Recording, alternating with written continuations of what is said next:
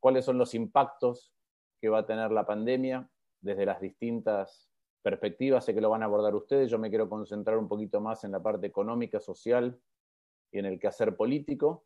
Y me parece una muy buena iniciativa porque no solo lo debemos abordar desde distintas perspectivas, sino que la gravedad de lo que está ocurriendo y de las consecuencias que va a tener nos va a obligar a tener mucho más diálogo, nos va a obligar a encontrarnos de esta manera con quienes piensan distinto y con quienes vienen de distintas profesiones, lo más asiduamente posible para tratar de no solo comprender qué es lo que pasa y puede llegar a pasar, sino también encontrar las mejores soluciones.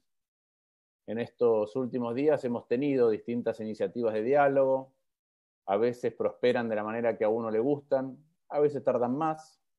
Yo creo que va a ser una obligación de todos profundizar ese diálogo. Yo aprecio mucho que haya arrancado. Y se va a hacer claro con el correr del tiempo por qué es tan necesario. La verdad es que vamos a vivir una pospandemia, o mejor dicho, no sé llamarlo pospandemia todavía, a pesar de que tenemos la noticia o las buenas noticias incipientes de la posibilidad de una vacuna o de 2 vacunas. Pero la verdad es que desde el punto de vista económico y social, el impacto que va a tener tanto el virus como las respuestas de política ante el virus van a tener mucha significancia tanto de lo económico como de lo social. Y Argentina ya viene con una situación de ese tipo. Ustedes me han escuchado en otras oportunidades. Yo soy convencido de que Argentina está trabada desde hace mucho tiempo y que de poco sirve echarnos la culpa los unos a los otros, sino comprender en profundidad por qué Argentina hace tanto que no crece. Y ahora con la situación nueva, creo que esa obligación hay que subrayarla todavía más. En general, los seres humanos tratamos de comprender fenómenos nuevos, ajustándolos a los patrones que ya conocemos. Y a mí me parece que esto es algo sobre lo que hay que alertar. La situación que estamos viviendo, la que vamos a vivir, es distinto de muchas o de la mayoría de las cosas que hemos vivido antes. Entonces, hay que tratar de no caer en la normalización de la situación y de intentar encastrarlo dentro de algún marco de análisis previo. Cuando uno mira tanto el virus, el SARS-CoV-2, como la enfermedad, creo que se puede hacer una analogía con lo que ocurre a nivel económico.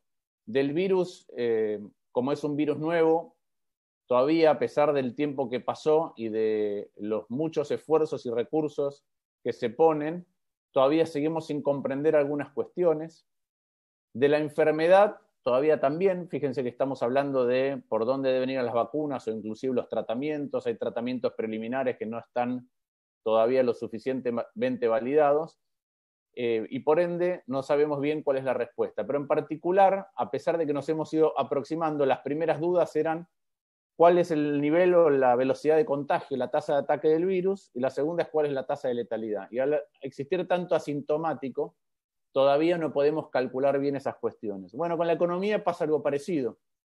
A medida que la respuesta de política ante la enfermedad tiene impacto económico, no sabemos cuál es la tasa de letalidad de las relaciones laborales, es decir, de las empresas y de las fuentes de trabajo que vamos a tener, y no sabemos cuál es la tasa de contagio, porque cuando una empresa muere, afecta a sus proveedores, afecta a quienes la financian, afecta a sus clientes.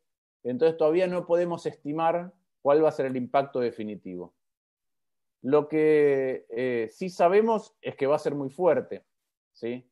Cuando uno mira qué es lo que puede llegar a ocurrir, yo estoy estimando con el equipo de economistas con el que trabajo una caída de alrededor de 15 puntos del producto. Eso es superior al año 2002. 15 puntos del producto harían que la pobreza en la Argentina trepara casi 1 de cada 2 argentinos. Es una pobreza nueva porque va a afectar a una clase media a la cual nuestro Estado antes no sabía cómo entregarle bienes y servicios de calidad y ahora no sabe cómo llegarle para paliar los efectos inmediatos de la crisis. Un desempleo en 2 dígitos muy altos.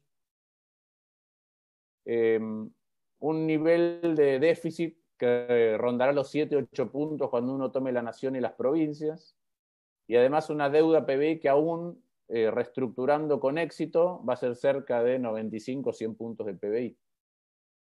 Cuando uno mira la magnitud de la caída, lo primero que aprecia es que recuperar los niveles previos de ingreso por habitante va a llevar muy probablemente más que todo el mandato del presidente Fernández.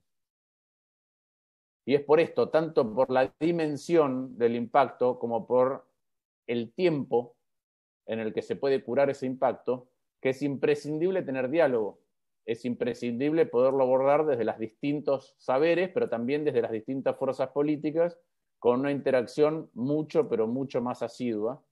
Imaginen ustedes, para entender qué es lo que estoy diciendo, que si el PBI cae 15%, para recuperar el ingreso por habitante del 2019, haría falta crecer 20% en 3 años. 8, 6 y 5, digamos. Hace mucho que Argentina no logra ese tipo de tasas de crecimiento. Entonces, esa es la magnitud de lo que estamos viviendo. Puedo ir todavía mucho más profundo, que es que cuando termine este año el ingreso va a ser no muy distinto al del año 98. Quiere decir que durante 20 años el ingreso por habitante, más 22 años, no va a haber crecido en la Argentina. Esta va a ser la segunda vez en que Argentina se atrapa en ciclos de crecimiento muy extensos. Piensen que del 98 al 2020 son 22 años, pero Argentina también estuvo sin crecer desde el año 74 hasta el año 90, 16 años. Uno suma y son 38 años de 46 años sin crecimiento del ingreso por habitante. Eso es el 83% del tiempo de casi el último medio siglo, sin crecimiento del ingreso por habitante, pero además con un deterioro de la distribución del ingreso. Vamos a tener 10 veces más pobreza y vamos a tener más de 2 veces más desigualdad que hace un poquito menos de medio siglo. Si eso, dejo de lado un segundo la pandemia, si eso no es un fracaso colectivo de magnitud estrepitosa, no sé cómo llamarlo, ¿no? Entonces, esto es lo que vamos a tener, pero se monta sobre una circunstancia en donde Argentina hace mucho tiempo que no lograba crecer. Argentina, antes de la pandemia, era uno de los países que menos, uno de los 2 países que menos había crecido en el mundo en los últimos 50 años. Es un país que creció a menos que la mitad del ritmo promedio del resto de los países del planeta en el último medio siglo. Entonces, ya estábamos obligados a hacer este tipo de reuniones, ya estábamos obligados a conversar sobre por qué Argentina está trabada, por qué repite problemas, por qué tiene crisis económica. Esto lo torna solamente más imperioso, lo torna más importante, lo torna más urgente. Y la pandemia también me parece que revela el estado que tenemos, y voy a volver sobre esto al final, porque para mí es una parte integral del diagnóstico. Así como se dice que el poder no cambia a las personas, sino que las revela tal cual son, bueno, la pandemia no cambia nuestro estado, lo revela tal cual es. Y tiene nuestro estado algunas cosas desde el punto de vista sanitario que vienen de ventajas estructurales que construimos cuando estábamos construyendo un buen estado. Tenemos, por ejemplo, más médicos por habitante que otros países, más camas por habitante que otros países de la región. Tenemos una buena base científica, que es por eso que se puede desarrollar un test PCR casero, mejor dicho, doméstico, local.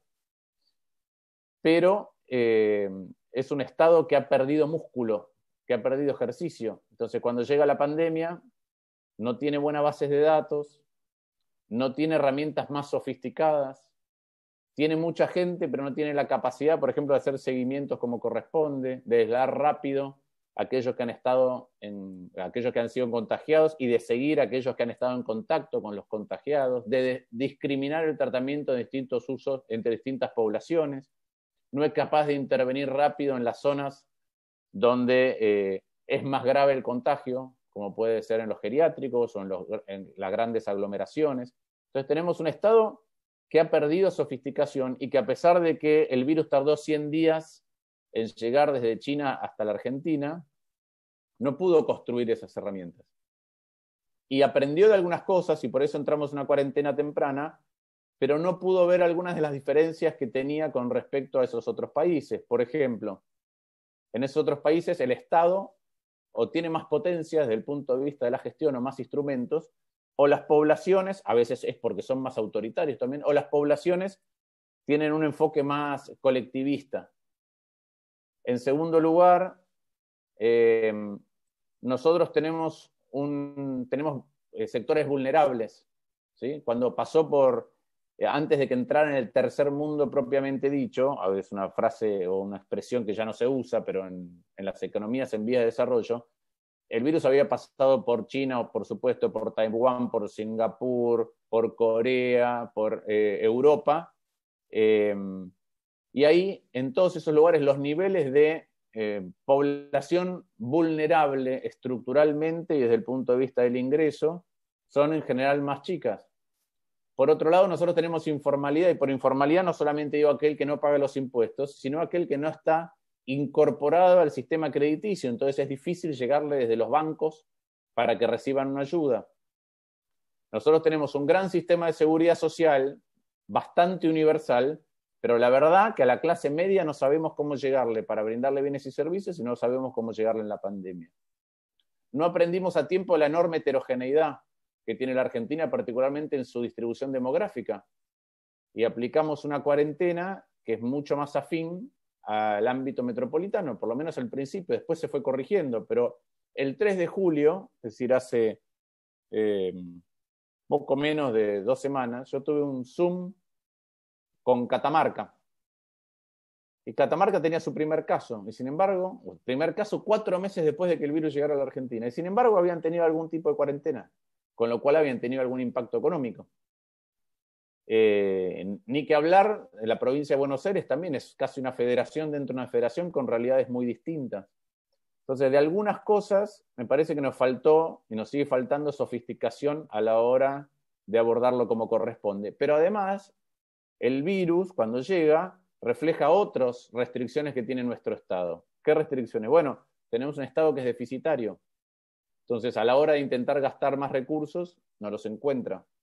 Tenemos un Estado que está en default, con lo cual una de las posibles fuentes de recursos adicionales, estando en déficit, tampoco está disponible, como sí estuvo, por ejemplo, para Uruguay.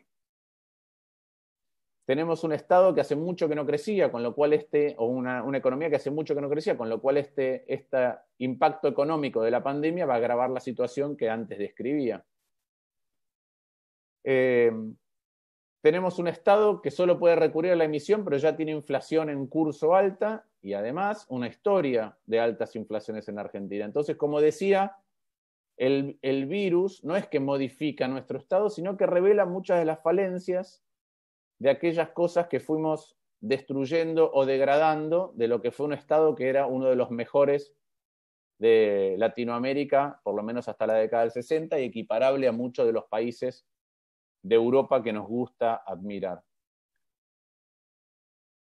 Particularmente grave me parece esto de que vamos a tener un nuevo tipo de pobres. ¿Qué es un nuevo tipo de pobres? Cuando uno mira en Latinoamérica, el impacto obviamente es más en los sectores más bajos, en los países que tienen redes mayores, ya sea estatales o informales o familiares de contención que permiten redistribución de ingresos a esos sectores, eso se modera un poco. Los sectores de más arriba son los que están un poco más resguardados porque tienen, entre otras cosas, más capital humano, más capacidad o acceso al teletrabajo, etc. Y en el medio hay un gran agujero negro en todos lados. En la Argentina me parece un poco más grave por lo siguiente, porque la estructura de empleo de otros países de nuestra región en general tiene mucho más de autoempleo que de un tejido de empresas pequeñas y medianas. Y el autoempleo sufre mucho, obviamente, durante la pandemia, pero después es más fácil regenerar la actividad, porque lo que se muere es menos. ¿Sí? No tengo dinero para comprar algo que voy a vender o para brindar un servicio. Cuando lo que se termina muriendo es una pyme, es algo mucho más complejo de regenerar. Y yo creo que si bien el Estado está abocado a contener la situación, ya tendríamos que estar discutiendo hoy cómo va a ser el mañana, entre otras cosas porque no estamos viendo la verdadera magnitud del mañana. ¿Por qué? Porque entre distintas medidas atinadas que el Estado ha tomado, hay algunas que postergan o encubren la gravedad de la situación. Digo, son medidas adecuadas, pero no terminan, son como un dique que construimos para que el agua no nos inunde ya, pero tarde o temprano ese dique termina. Es decir, Estado que paga salarios, o congelamiento de alquileres, o la posibilidad de postergar el pago de créditos, o de que no te corten los servicios públicos si no los estás abonando y te atrasás. Es decir, todo eso hoy son como diques de contención ante una situación que es grave, pero en algún momento van a dejar de estar. Y entonces la magnitud de lo que va a ocurrir me parece que es más grave de lo que pensamos. Y además hay dos dimensiones, una es entenderlo desde el punto de vista racional y otra internalizarlo emocionalmente. Porque esto, si no lo internalizamos emocionalmente, es más difícil abordar lo que vamos a tener que abordar, que va a requerir reimaginar muchas cosas, reimaginar una nueva realidad, reimaginar un Estado, pero además probablemente muchas redistribuciones. La verdad es que los profesionales del derecho van a tener mucho trabajo. Van a tener mucho trabajo en contratos que van a ser rotos, van a tener mucho trabajo en quiebras y concursos, van a tener mucho trabajo en legislación nueva, van a tener mucho trabajo en ver cómo se redistribuye garantizando derechos adquiridos. Va a haber mucho trabajo para hacer. Y la verdad es que gran parte de lo que tenemos que reimaginar es el Estado en todas sus dimensiones, como proveedor de bienes y servicios, pero también como regulador de nuestra vida cotidiana. Y esto no quiere decir, el Estado va a tener un peso más grande que antes, pero si tiene el mismo peso o la misma calidad del peso que ha tenido antes en la Argentina, pero solamente es más grande, vamos a tener un problema adicional.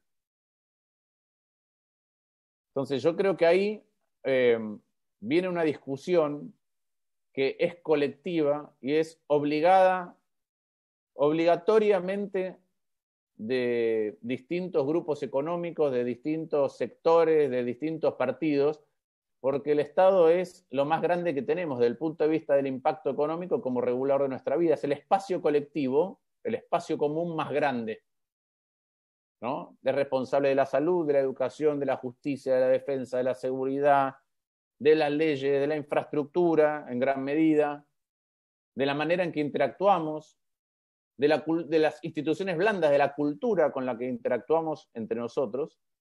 Y a la hora de repensarlo, reimaginarlo, la aproximación que hacemos al Estado depende de nuestra formación, depende de nuestra historia de vida, depende de qué lado del mostrador estamos, depende de si somos usuarios del Estado o si lo estamos sustentando. Y cada uno de nosotros es en parte un poquito de todo esto. Y entonces, cuanto mayor luz podamos abordar entre todos sobre cuáles son las falencias que tiene, cuáles son las redistribuciones que va a hacer falta, cómo se pueden llevar adelante, más posibilidades vamos a tener de encauzarlo como corresponde. Y esta es una enorme discusión que nos va a tocar. Yo creo que no terminamos de percibirlo porque es una crisis bastante atípica.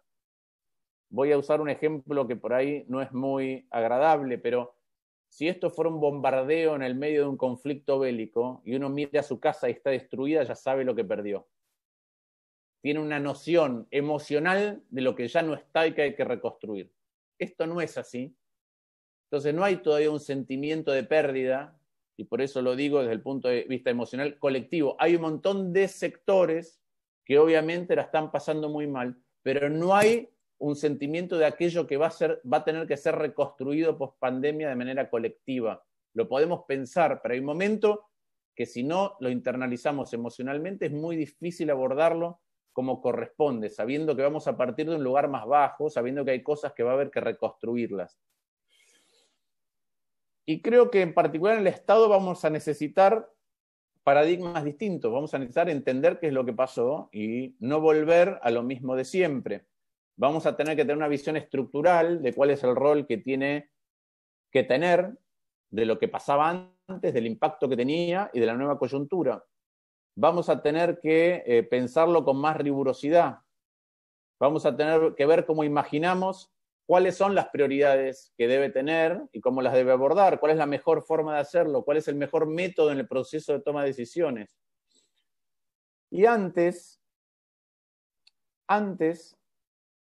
por el fracaso colectivo de la Argentina, en particular de economía, hay como muchas visiones distintas de cuál es el origen. Yo soy de los que cree que muchas de las cosas que a veces se discuten son más consecuencia que el origen de los inconvenientes. Hay un trabajo que está circulando y que a mí me gusta mucho, de Pablo Gerchunov, de Martín Rapetti y de León, que abordan, si quieren, el problema estructural de la Argentina o el problema de algunos desequilibrios argentinos desde el punto de vista estructuralista, y que me parece que es una suerte de trabajo sanador en que si uno lo lee entiende un poco más el otro lado. Y a mí me parece que eso es sumamente importante. ¿Cuál es la tesis que tienen ellos? La tesis que tienen ellos es que producto de nuestra historia, ya sea de un momento en el que Argentina tuvo muchos recursos y le era muy fácil crecer, porque lo único que hacía era ampliar la frontera productiva agropecuaria, producto de que con eso se construyó un Estado que garantizaba más derechos que en otros países y que hubo dos impulsos tanto en el radicalismo desde Irigoyen y después con el peronismo de ampliación de derechos. Esa sociedad es demandante, y digo por suerte es demandante, pero también es difícil administrar esa demanda, y producto de no haber nunca procesado como corresponde cuándo acabó el ciclo de la bonanza y cuándo Argentina debía haber repensado cuáles eran las fuentes de crecimiento, se encontró con un agotamiento de su crecimiento más sencillo en el medio de demandas que se iban expandiendo.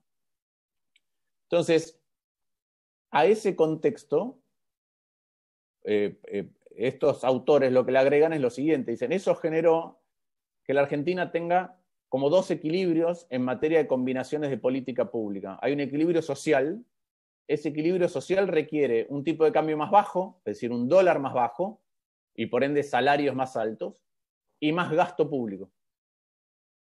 Y hay un equilibrio macroeconómico, que es que para que Argentina pueda conseguir las divisas que necesita para alimentar el aparato productivo, necesita un tipo de cambio más alto y un gasto público más bajo. Y es en esa puja distributiva en donde Argentina queda trabada y donde quienes le dan primacía a lo macroeconómico terminan generando conflictos de otra índole, y quienes le dan primacía a lo social terminan generando inconsistencias macroeconómicas que devienen en crisis, ya sea en su propio mandato o después. Y a esto le agrego yo lo siguiente.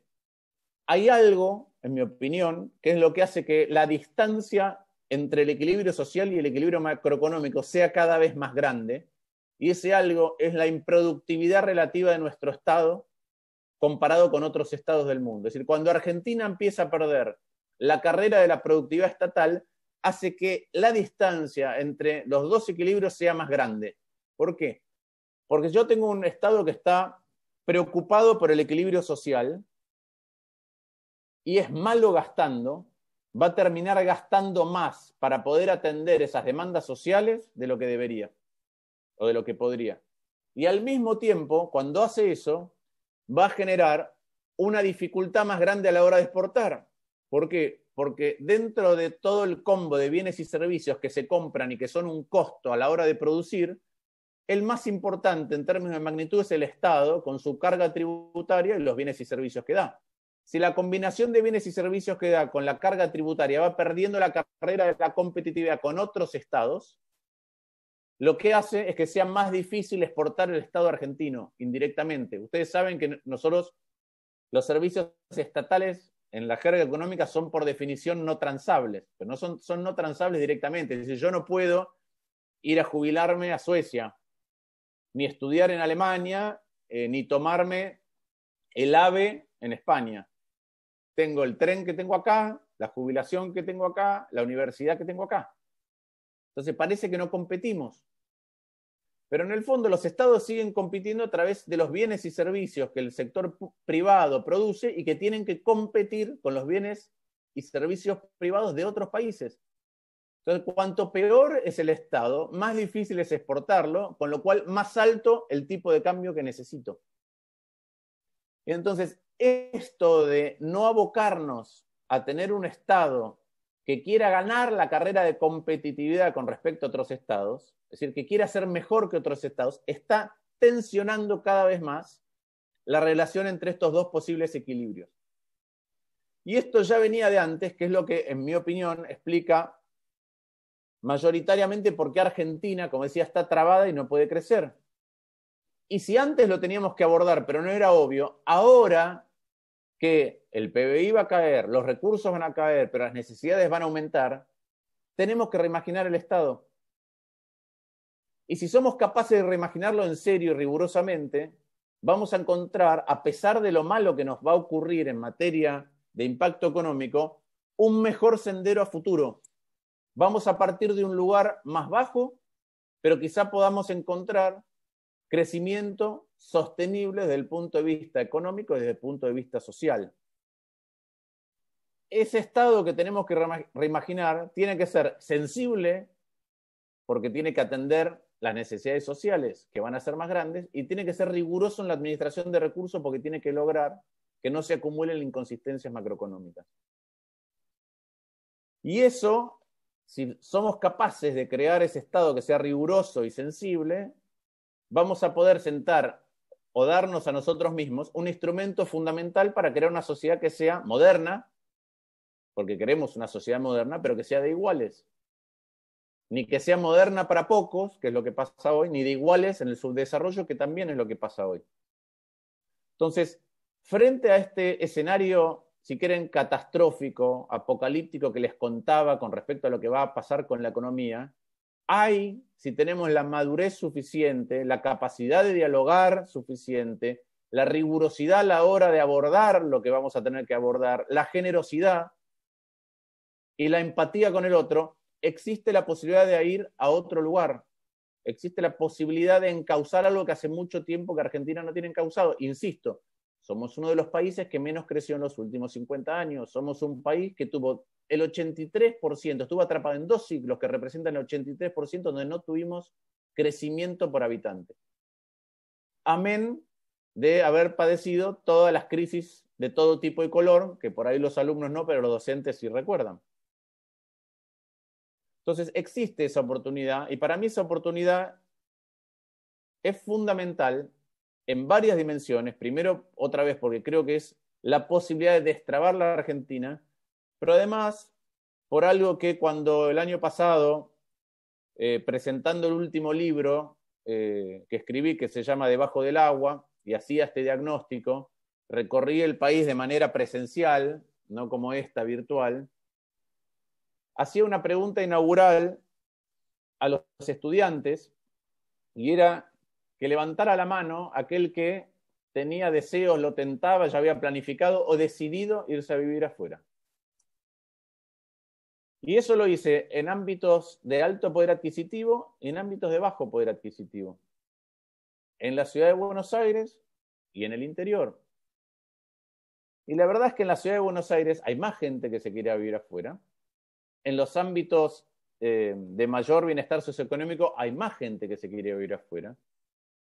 Pero hubo lugares donde hasta el 95% de los chicos levantaban la mano y donde menos levantaban era el 40%.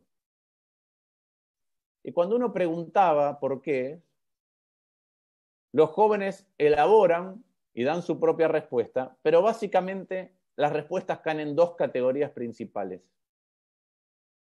Una es porque este país no va a cambiar, va a seguir siendo así.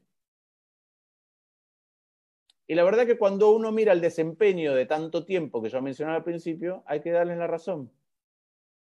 Y la segunda es porque básicamente lo que dicen es: yo quiero hacer mis planes de vida y quiero que cumplirlos o no cumplirlos dependa de mí y no de un montón de eventos fortuitos que me van a desviar del curso de lo que me estoy proponiendo. Y veo muchos jóvenes asintiendo. Y por ahí eligen empezar de más abajo, en otro lugar, con más dificultad. Pero dicen, va a depender de mí. No es que un día mis padres se van a quedar sin trabajo, yo me voy a quedar sin trabajo, me van a consumir, me van a congelar los ahorros, va a haber una mega devaluación que no me va a alcanzar para... Entonces, yo creo que existe, a pesar de las dificultades que vamos a enfrentar, la posibilidad de reflexionar muy profundamente y encontrarle otra salida a esto. Porque si no tienen razón los jóvenes, si no parece una suerte de resignación, y cuando caemos en la polarización, a mí me parece que no escuchar al otro, no hacer un diagnóstico más profundo compartido, equivale a resignarse a que esto es lo mejor que podemos ser como sociedad. ¿De verdad esto es lo mejor que podemos ser como sociedad? Yo creo que no. Yo creo que si a pesar de las dificultades pensamos como corresponde, interactuamos como corresponde, trabajamos como corresponde, vamos a poder hacer de Argentina un país que vuelva a tener otra vez otra dinámica positiva desde el punto de vista económico-social y que entonces vuelva a ser un país a donde los jóvenes quieren llegar y quedarse en lugar de un país del que se quieren ir. Muchas gracias. Martín, tu diagnóstico impecable, pero querríamos saber algo que nos dé esperanza de futuro.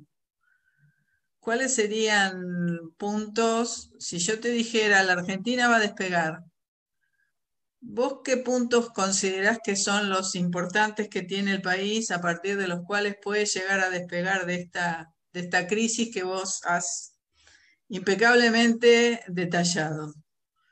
¿Cuáles serían los fuertes que tiene nuestro país donde tendríamos que trabajar? Tenés que ponerte, habilitate. Habilitate. A ver, ahí No, está. porque ahí está, ahora sí, creo, porque me Ahora lo sí, inhabilitan ustedes, sí, sí. sí. A ver, en primer lugar, insisto con que lo principal que tenemos que destrabar es cómo actúa nuestro Estado. Y creo que hay una discusión muy grande y cuando veo que hay otra vez diálogo incipiente y nos empezamos a juntar, no solamente lo que es visible, sino yo les puedo asegurar que hay un montón de otras reuniones menos visibles y a veces hasta más efectivas para poder encontrar coincidencias ante la gravedad de lo que viene. Eso, en primer lugar, a mí me genera, como les decía recién, un poco más de optimismo. En segundo lugar, cuando uno mira qué es lo que estuvo pasando con distintos activos, los activos productivos cayeron, los commodities productivos cayeron mucho, pero los commodities alimentarios no. Nosotros somos productores de eso. Todavía, si reorganizamos nuestro Estado, podemos agregar valor a eso. Digo si reorganizamos nuestro Estado, porque nosotros siempre decimos que hay que agregar valor. Pero agregar valor requiere dos cosas, tiempo y plata. ¿Por qué? Porque exportar un commodity es sencillo. Exportar un commodity elaborado requiere tiempo, requiere inversión. Exporto soja igual que cualquier soja del mundo. Una milanesa de soja empaquetada, precocida, para venderla en un supermercado en Europa, requiere tiempo, requiere plata. Entonces, en la medida en que salgamos de un estado que genera crisis a uno que da algunas certezas, me parece que vamos a poder agregar valor a algo que hace mucho que no agregamos valor. En segundo lugar, ahora estamos discutiendo en el Congreso el teletrabajo. Yo creo que el proyecto de ley que vino a diputados no es bueno, porque está pensado en el marco de la pandemia, no en el día siguiente. Y nosotros tenemos la enorme posibilidad de que por distintas cuestiones, si nos anticipamos un poquito al futuro y damos los marcos que corresponden, podemos llegar a compensar un poquito esa enorme desigualdad demográfica que tiene la Argentina. Porque probablemente esta es una crisis que afecta lo urbano, los servicios cara a cara, y lo urbano. ¿Sí? Entonces, por ahí hay gente que va a pensar si quiere vivir en grandes aglomeraciones. Y si le damos la posibilidad de trabajar desde otro lugar, podemos replantear el equilibrio demográfico de la Argentina. Y lo deberíamos estar pensando así. Y todos esos sectores que tienen la posibilidad de hacer teletrabajo, después son demandantes de un montón de servicios locales. Entonces yo creo que ahí hay otra oportunidad. Creo que tenemos un complejo farmacéutico que es capaz de ser parte de las cadenas globales por la sofisticación de algunos de los actores. creo que tenemos la enorme posibilidad, si nos damos el marco adecuado, tanto del teletrabajo como de la ley de economía de conocimiento, de tener un sector exportador de servicios muy, pero muy pujante. Eso también puede reestructurar demográficamente la Argentina. Ese sector de exportación de servicios, piensen ustedes que hoy es el tercer exportador de la Argentina, detrás de la soja y el complejo automotriz. Pero la soja o el sector agropecuario es una ventaja natural y el complejo automotriz en realidad exporta, pero no porque sea competitivo globalmente, sino porque tiene un acuerdo dentro del Mercosur. Y es deficitario desde el punto de vista de las divisas netas. En cambio, el sector de economía del conocimiento es generador de divisas netas en alto nivel. Y ahí la interacción con las universidades es vital porque les falta oferta de mano de obra. Y las universidades también las tenemos que pensar en virtud de ese mundo que viene.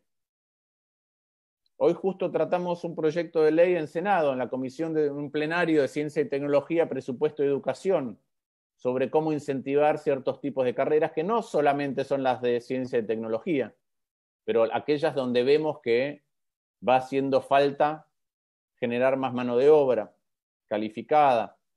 Entonces yo creo que hay oportunidades de distinto tipo, pero va a haber que pensar otra vez que la mesa del diálogo es una mesa donde se sirve, vamos todos a comer, ¿sí? Pero la actitud de la mesa del diálogo es que todos tenemos que llevar un poco de comida. La pregunta en el diálogo es ¿qué vamos a aportar nosotros en la mesa? Si la mesa del diálogo es una mesa para que el que llega primero se lleva parte de la vajilla, no va a funcionar. Entonces creo que hay un montón de sectores, pero hay que pensarlos otra vez, desde las oportunidades del mañana, desde los desafíos nuevos y desde lo colectivo. Y hay muchos sectores pujantes en la Argentina que si les damos condiciones, que para mí tienen que ver con un Estado mejor, van a despegar de otra manera.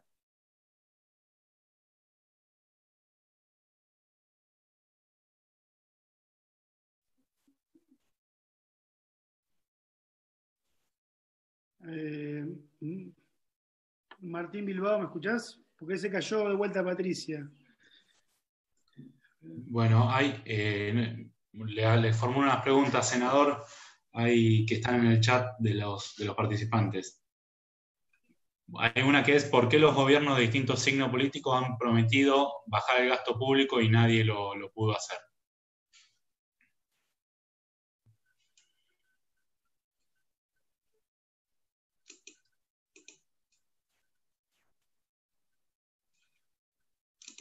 Se les sale, ahí está entrando.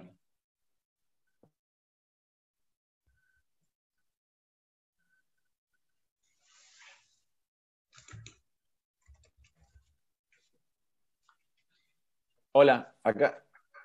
No sé qué es lo que pasó, pero acá estoy de vuelta. Todo esto que hablé requiere una cosa más, que es que no nos pase esto que acaba de pasar. La inversión en la infraestructura digital va a ser una cosa fundamental, porque si no va a ser muy difícil aprovechar estas oportunidades y alguien puede elegir irse a hacer teletrabajo para la Argentina desde otro lugar, desde otro país más cercano. Por eso digo que si a la atracción del talento joven para el teletrabajo otro estado le encuentra una vuelta mejor, algunos van a decidir irse a trabajar a Uruguay para la Argentina. Por eso digo que los estados compiten todo el tiempo, no compiten como antes por la conquista o la disputa de un territorio que podía terminar de manera bélica, pero compiten a través de todos los bienes y servicios que producimos. ¿Qué quiere decir eso? Que cuando alguien compite con una importación de Corea o trata de exportar a Alemania, está tratando de exportar nuestro Estado y está tratando de exportar nuestra clase política y está tratando de exportar nuestra dirigencia sindical. Si no lo comprendemos así, pensamos que las decisiones que tomamos son menos relevantes de lo que en realidad son. Cada ley que está mal sancionada, cada desincentivo, cada gasto de más, cada plata que se pierde y no va donde debería, hacen que sea más difícil para la Argentina competir y crecer. ¿Qué opinas, Martín, de la pendencia? Perdón, porque se me corta, estoy como en el último mundo. ¿Qué pensás de la pendencia que se plantea respecto de la negociación de la deuda con poder seguir o pensar hacia adelante medidas económicas? Que es como que estamos frisados hasta que no haya una negociación con la deuda, como pareciera que la economía queda parada por este motivo. ¿Qué opinas de esto? Yo, como decía, creo que Argentina trae problemas desde antes. Y entonces creo que más allá de la pandemia habilitaba a discutir muchos de los problemas que Argentina tiene estructurales desde antes. Y que la pandemia, si algo hace, es reforzar esa necesidad, como explicaba. Ya hemos visto, yo creo que es muy importante que Argentina termine de cerrar la reestructuración de la deuda y que esa reestructuración tiene que tener dos objetivos.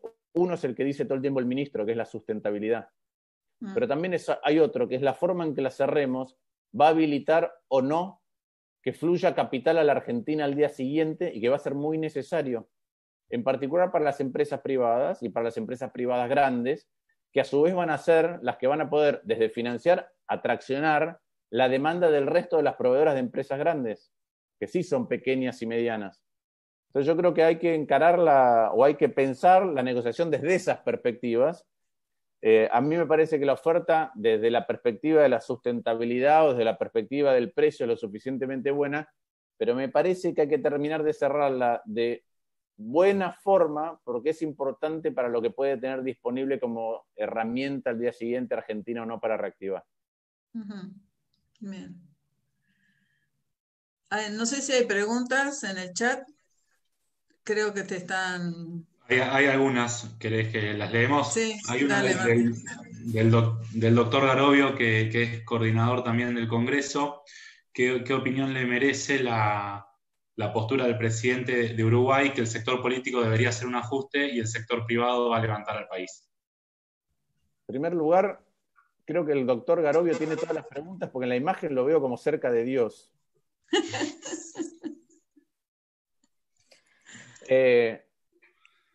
A ver, yo estoy absolutamente de acuerdo con eso. Primero porque ya ocurría. ¿Sí? Ya ocurría. El peso del financiamiento de la política en la Argentina es muy alto y es desordenado. En segundo lugar, por algo que muchos de nosotros discutimos y propusimos en su momento, cuando empezó la discusión de si había que bajar sueldos o no, particularmente de funcionarios, etcétera, que es que hoy tenemos muchas inequidades. Hay capital que está trabajando y capital que no está trabajando. El que tiene una empresa cerrada no está trabajando. El que tiene un plazo fijo, su capital trabaja. O el que tiene un bono, o el que tiene acciones. Hay trabajo, factor trabajo que está pudiendo trabajar las actividades esenciales y hay otras que no. Pero además hay certidumbres de cobro, que yo las pongo entre comillas, versus incertidumbres o falta de ingresos o caída de ingresos. Entonces, todas aquellas cosas que paga el Estado hoy tienen certidumbre de cobro. Como decía antes, a medida que los recursos escasean, vamos a ver que esa certidumbre de cobro es menor de lo que se pensaba. Pero a ese tipo de cosas me refiero con las redistribuciones que van a ser absolutamente imprescindibles. Y cuando se hacen redistribuciones, a veces no es solamente un tema de magnitud, que en este caso sí lo es, sino que además, para tener la legitimidad, es lo que decía antes de la mesa, hay que llevar algo a la mesa, no sacar de la mesa. Entonces, para tener legitimidad para hablar de redistribuciones, uno tiene que estar dispuesto a poner su parte. Sí, acá lo que falta es solidaridad, evidentemente. Que todos, yo siempre digo esto, es medio grotesco, pero que la perinola diga todos pierden. No, algunos todos pierden, ponen, otros no. Todos ponen. Acá. La perinola decía sí, todos ponen. Sí, es así. Sí. ¿Alguna otra pregunta, Martín? Sí, ¿por qué ningún gobierno ha podido cumplir con la promesa del bajo del gasto público, bajar el gasto público? En parte por lo que decía antes, porque primero que no es cierto eso. Es decir, eso es cierto, ha sido cierto recientemente, pero hemos tenido gobiernos nacionales que han bajado el gasto en distintos momentos. Pero miren las provincias. Hay provincias, Mendoza durante la gestión pasada era una provincia que estaba en rojo y bajó el gasto. Pero además me parece que depende mucho de lo que decía antes, que es que si uno lo baja por el mal motivo, ¿qué quiero decir con esto? Porque veo solamente el equilibrio macro, pero no veo el equilibrio social, entonces no puedo negociar con la otra parte para bajar el gasto. Pero no es solamente un tema de bajar o no el gasto, es un tema de la calidad y la productividad de ese gasto. Claro, el tema es ese, el gasto no es productivo. Lo que Y hay, tiene el y gasto hay, y actual no hay, es productivo. y hay ejemplos subnacionales y ha habido ejemplos de baja de gasto y ha habido ejemplos de momentos de la Argentina que ha tenido superávit primario, muy pocos, a veces producto de la coyuntura de las post-crisis, pero ha habido. Con el tema del dólar, ¿qué opinás?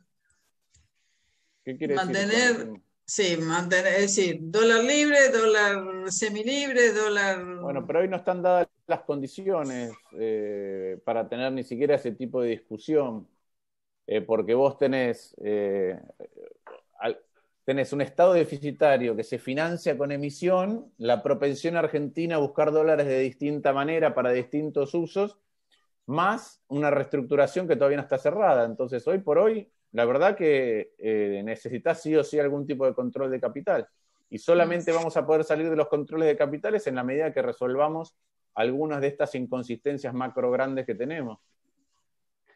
Está bien, Yo lo que sí creo que Argentina necesita un tipo de cambio competitivo por lo que expliqué antes. claro. Si no, es muy difícil reiniciar el sector privado. ¿Alguna otra pregunta, Martín? ¿Qué modelo de Estado imaginan luego de la apertura de la cuarentena? Va a depender mucho de cómo lo discutamos. A ver, después de la apertura de la cuarentena, el Estado va a ser el mismo que tenemos hoy. La pregunta es si en ese momento vamos a estar embarcados en una discusión profunda de qué Estado queremos. Bien, hay una más que es si, al igual que la caída del PBI de 15 puntos que refirió, si no se espera también un efecto rebote en cuanto al crecimiento abrupto del PBI cuando esto termine. Un rebote va a haber, porque esto es un freno tan importante que cuando uno arranca de tan abajo, un rebote hay. Ahora, muchas veces esa pregunta está sesgada. Otra vez, estamos tratando de meterlo dentro, estamos tratando de predecir lo que puede ocurrir o de analizarlo en virtud de un patrón conocido. Y el patrón conocido es el 2001-2002. Entonces la gente dice, bueno, nos pegamos una patinada de 11 puntos de producto, acumulados 20, pero rebotamos muy rápido. Y es cierto, Argentina tuvo una depresión económica de octubre del 98 a mayo del 2002, y en mayo del 2002 estaba creciendo. Tan rápido empezó a crecer que en mayo del 2003, cuando asume Néstor Kirchner, Argentina venía creciendo al 10% por año, con 5% de inflación anualizada. Eso era el ritmo de crecimiento de inflación de los primeros 5 meses del año 2003. Ahora, ¿cuál es la diferencia? Argentina había tenido una depresión económica por la astringencia monetaria y financiera, ¿sí?, del fin de la convertibilidad, no se podía emitir y teníamos tasas muy altas, y porque el tipo de cambio no era competitivo. Ahora, todas las empresas que sobrevivieron, apenas esas dos cuestiones se zanjaron, producto de la debacle de la convertibilidad y con todo el costo económico, social y político, de golpe teníamos un tipo de cambio hipercompetitivo y financiamiento. Y entonces todo el aparato productivo que tenía baja capacidad de utilización, con las dos señales se puso a producir. Yo fui presidente del Banco Provincia y ministro de Producción de la Provincia de Buenos Aires de 2004 hasta el 2007. Dábamos crédito a 4 años a tasa fija al 8%. Y el tipo de cambio era un tipo de cambio hipercompetitivo. No solamente si lo comparamos con hoy, sino que además es un tipo de cambio más alto con una tasa, con una carga tributaria más baja, ¿sí?, que hace más fácil todavía exportar. Tanto exportaba la Argentina y tan fácil que en 2 años se acumularon tantas reservas como para pagarle 9.800 millones de dólares en cash al Fondo Monetario Internacional. Entonces, no es la misma situación. No es la misma situación que la que estamos viviendo ahora, ni es tan fácil el rebote, ni va a haber tanto financiamiento. y muchas relaciones laborales, empresas y fuentes de trabajo se van a perder una magnitud inusitada, inédita en la Argentina. Y como decía antes, eso tiene un efecto contagio. Y las señales positivas no van a ser tan abruptas, y en lugar de tener superávit primario de 3 puntos como había en el 2003, vamos a tener un déficit de 8. No es lo mismo. Entonces, naturalmente que va a haber un rebote. La potencia del rebote me parece que tiene cualitativa y cuantitativamente muchas diferencias con lo que fue el año 2003, 2002, 2003. Bien, hay una pregunta del decano, del doctor Berry, si debe reformarse el sistema tributario, ¿cómo sería esa reforma sin más impuestos progresivos y cómo plantearía usted una reforma de la coparticipación? Eso, como una pregunta para todo un seminario, digamos. Sí, tiene que haber reforma del sistema tributario. Nuestro sistema tributario es un enorme laberinto, costoso de administrar. El Estado gasta mucho en recaudar los impuestos, el costo de AFIP, y le cobra, mejor dicho, y le genera un costo muy alto para pagar impuestos al sector privado, con muchos impuestos que son distorsivos, con superposiciones de impuestos o de cosas que no son impuestos a los distintos niveles de gobierno, y por eso también es necesario abordar la coparticipación. A ver, lo que pasa es que la coparticipación es una ley convenio que la Constitución del 94 dijo que tendríamos que haber reformado antes de que terminara el año 96, o sea que ya llevamos 24 años de una deuda constitucional. Y hubo un momento en que eso se podía hacer, que es cuando Argentina tenía superávit primaria, en el 2004, 2005.